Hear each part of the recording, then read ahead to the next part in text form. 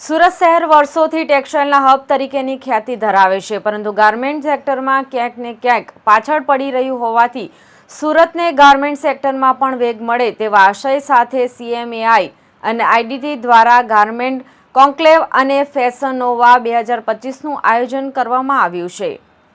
આઈટીડીના અંકિતા ગોયલ જણાવે છે કે આ કાર્યક્રમમાં અમારો મુખ્ય ઉદ્દેશ છે કે સુરતને પણ આગામી સમયમાં ગાર્મેન્ટના હબ તરીકે ઓળખવામાં આવે।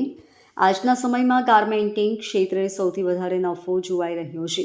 ગાર્મેન્ટિંગમાં એક ગ્રોથ છે, એક આગળ પડતો વ્યવસાય છે, જેથી હવે સુરત ગાર્મેન્ટિંગ ક્ષેત્રમાં ઝપલાવે તે સમય આવી ગયો છે। આ કાર્યની પહેલ કરવા માટે CMAIના ગુજરાત રિજિયનના ચેરમેન ડૉક્ટર અજોય ભટ્ટાચાર્યની વિચારધારા સાથે અનુપમ ગોયલ, અશોક ગોયલ કે જેઓ આઈટીડીના રિપ્રેઝેન્ટેટિવ ફાઉન્ડર ડિરેક્ટર્સ છે, તેમની સાથે મળીને આ કોન્ક્લેવ કરવામાં આવી છે। આ કોન્ક્લેવમાં સુરતના મેન્યુફેક્ચરર્સ છે જે વર્ષોથી ટેક્સટાઇલ ફેબ્રિક બનાવી રહ્યા છે અને એવા લોકો જે ગાર્મેન્ટિંગમાં પૂરી તાકાત સાથે આવવા માંગે છે, પરંતુ અમુક ચેલેન્જને ફેસ કરી રહ્યા છે અને તેના કારણે તેમને સફળતા નથી મળી રહી તેવા તમામને માર્ગદર્શન આપવા માટે, જાગૃતિ લાવવા માટે આ કાર્યક્રમનું આયોજન કરવામાં આવ્યું છે। પ્રથમ સેશન ગુજરાત સરકારના અધિકારી પ્રતિનિધિનું રખાયું, જેમાં તેમણે સરકાર દ્વારા પોલિસી મૂકવાની છે તેની વિસ્તારપૂર્વક વાતો કરી છે। જેમાં સૌથી પહેલા સેશનમાં ગુજરાત સરકારના ત્યારબાદ સિરબીથી નરેશ બબુતા આવ્યા હતા। MSME ઉદ્યોગને લોન આપી કેવી રીતે એમાં ગ્રોથ લાવી શકાશે તેની માહિતી આપી હતી। બિલ ફાઇનાન્સિંગ તરફથી બિલ માર્ટના અશોક મિત્તલ આવ્યા હતા, તેમણે ગાર્મેન્ટિંગ વિષય ઉપર લાંબો વાર્તાલાપ કર્યો હતો, જેમાં હાજર લોકો સાથે પ્રશ્નોત્તરી કરાઈ હતી। સેશન 2માં નાના પાયેથી શરૂઆત કરીને મોટી બ્રાન્ડ વિકસિત થવું તેવા માટે સેશન ખૂબ જ પ્રેરણાદાયક બનાવવા CMAI અને IDT દ્વારા દેશની ટોપ બ્રાન્ડ ગણાતી ખ્યાતિ પ્રાપ્ત કંપનીના પ્રતિનિધિ માલિકોને આમંત્રણ આપ્યું હતું, જેમાં પેન્ટાલૂનથી નમિત શ્રીવાસ્તવ, ફેશન ડિઝાઇનર નિવેદિતા શાહુ, પેપરમિન્ટથી સંતોષ કટારિયા, સોચથી મનોહર સેટલાની, ઝેડ બ્લુથી જીતેન્દ્ર ચૌહાણ, વેસ્ટ સાઇડથી દીપક અહુજા, આદિત્ય બિરલા ફેશનથી મધુકર શર્મા આવ્યા હતા। આ તમામે નાના પાયેથી શરૂ કરી દેશી ટોપ બ્રાન્ડમાં ડંકો વગાડ્યો છે। આ તમામના દેશ વિદેશોમાં આઉટલેટ છે, એક્સપોર્ટ પણ કરે છે। આ તમામ લોકો સુરતથી કાપડ લઈ રહ્યા છે અને તેના ગાર્મેન્ટ તૈયાર કરીને એક્સપોર્ટ કરી રહ્યા છે। દરેક બ્રાન્ડ સુરતથી જ પોતાના કાપડની ખરીદી કરે છે, જેથી ગાર્મેન્ટ સેક્ટરમાં સફળ થવા માટે સુરતે ચોક્કસ સમયને પારખી લઈ અદબ સાથે ગાર્મેન્ટમાં ઝંપલાવવું પડશે।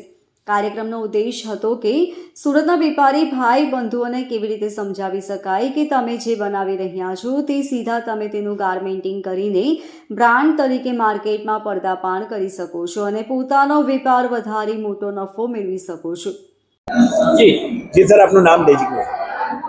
હું ડૉક્ટર અજોય ભટ્ટાચાર્ય, CMAIના ગુજરાત ચેપ્ટરનું ચેરમેન છું અને IDTના વિદ્યાર્થીઓ સાથે છેલ્લા 6-1 મહિનાથી સતત એ લોકો સાથે કામ કરવાનો મોકો મળે છે। એનું કારણ એ છે કે એપ્રિલ મહિનામાં 21, 22, 23 મુંબઈમાં એક CMAI ફેબ શો થયું હતું। એની અંદર આ વિદ્યાર્થીઓ સાથે મળીને સસ્ટેનેબિલિટી ઉપર એક રજૂઆત અમે કરી હતી, એક ફેશન શો કરી હતી અને એને અભૂતપૂર્વ પ્રતિસાદ મળી રહ્યો હતો।